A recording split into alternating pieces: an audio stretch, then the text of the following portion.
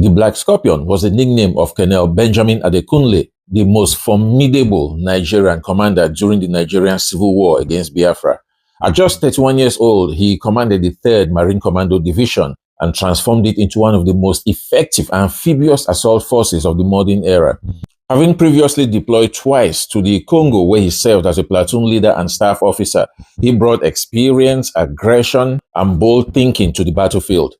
As a leader of what simply became known as 3rd Commando, he led daring amphibious operations that captured Bonny Island in July 1967, Calabar in October 1967 during Operation Tiger Claw, Port Harcourt in 1968, and several other strategic locations within the Niger Delta. These victories completely cut off Biafra from the sea, completely severing its supply lines, and played a decisive role in ending the war.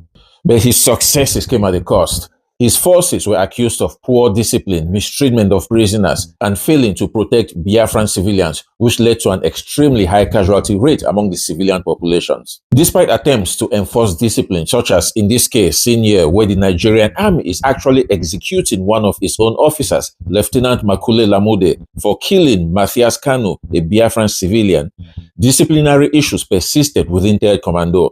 So in 1969, high civilian casualties in 3rd Commando operations and poor command climate within the unit played a role in leading Nigerian President Yakubu Gowon to relieve Colonel Adekunle of command. He was replaced by Colonel Olusegun Obasanjo, who went on to restore discipline within 3rd Commando and led it into the final phase of the war, which ended in 1970 with a Nigerian victory. Colonel Adekunle was promoted to Brigadier General in 1972, but just 2 years later, in 1974, he was forced into retirement.